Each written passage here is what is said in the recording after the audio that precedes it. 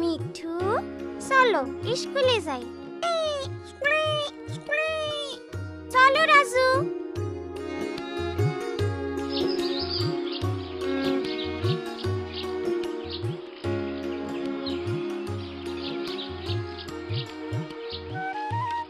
চম্পা, চম্পা।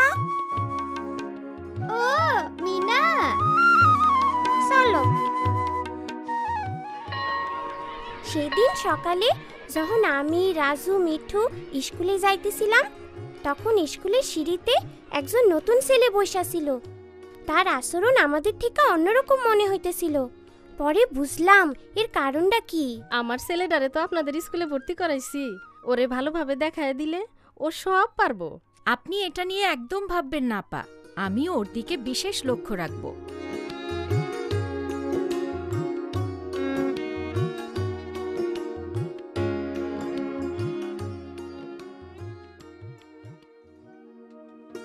কাল থেকে আমাদের সাথে নতুন একজন ছাত্র ক্লাস করবে। তার নাম অনু।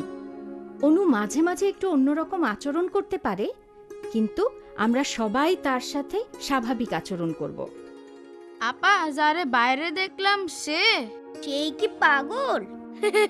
ও তো একটা বোকা। হ্যাঁ, তোমরা তাকে বাইরে দেখেছ, কিন্তু সে পাগল না।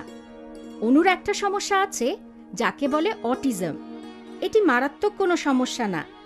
আর দীপু, সে বোকা নয়, অনু যথেষ্ট বুদ্ধিমান। আপা, অটিজম কি?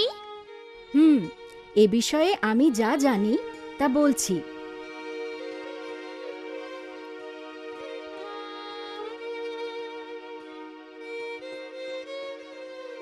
অটিজম হলো মস্তিষ্কের বিকাশজনিত সমস্যা।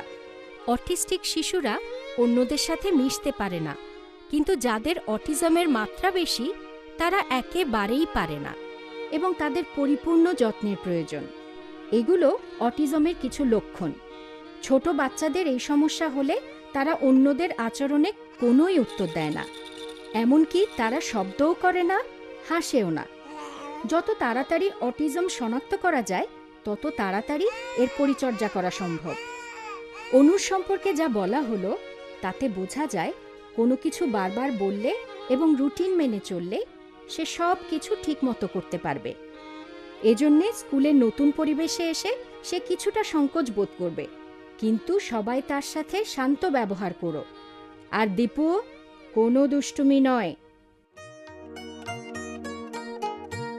মিনা, আমরা কি ওনার বন্ধু হইবার পারি? অবশ্যই পারি রাজু, ও আলাদা হইবার পারে।